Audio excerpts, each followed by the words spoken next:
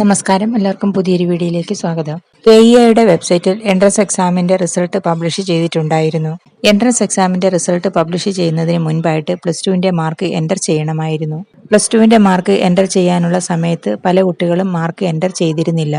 +2ന്റെ mark enter ചെയ്യാതിരുന്ന കുട്ടികളുടെ എല്ലാവരുടെയും result വെബ്സൈറ്റിൽ കാണിച്ചിട്ടില്ല. അങ്ങനെ മാർക്ക് എൻ്റർ ചെയ്യാതിരുന്ന കുട്ടികൾക്ക് വേണ്ടി KEIയുടെ വെബ്സൈറ്റിൽ ഇപ്പോൾ ലിങ്ക് നൽകിയിട്ടുണ്ട്. മാർക്ക് എൻ്റർ ചെയ്യാത്ത കുട്ടികൾ എല്ലാവരും മാർക്ക് എൻ്റർ ചെയ്ത് കൊടുക്കണം. എങ്കിൽ മാത്രമാണ് റാങ്ക് ലിസ്റ്റ് ഓപ്പൺ ആവുകയുള്ളൂ. കർണാടകയിലുള്ള അപ്രൂവ്ഡ് ആയിട്ടുള്ള നഴ്സിംഗ് കോളേജുകളിലാണ് അഡ്മിഷൻ ലഭിക്കുന്നത്. KEIയുടെ വെബ്സൈറ്റിലൂടെ കോളേജ് ഓപ്ഷൻ രജിസ്ട്രേഷൻ നൽകേണ്ടതായിട്ടുണ്ട്. കോളേജ് ഓപ്ഷൻ രജിസ്ട്രേഷന്റെ സമയത്ത് കർണാടകയിലുള്ള അപ്രൂവ്ഡ് നഴ്സിംഗ് കോളേജുകൾ എല്ലാം ലിസ്റ്റിൽ കാണാം.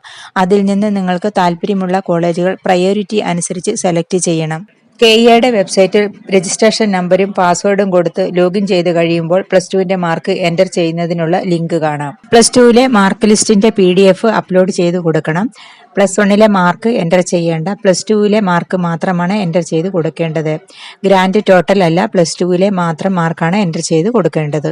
എൻട്രൻസ് എക്സാം എഴുതിയ എല്ലാ കുട്ടികളും +2ലെ മാർക്ക് എൻ്റർ ചെയ്ത് കൊടുക്കണം. വീഡിയോ എല്ലാവർക്കും ഇഷ്ടപ്പെട്ടു എന്ന് വിചാരിക്കുന്നു. അടുത്ത ഒരു വീഡിയോ ആയിട്ട് വരുന്നത് വരെ ബൈ.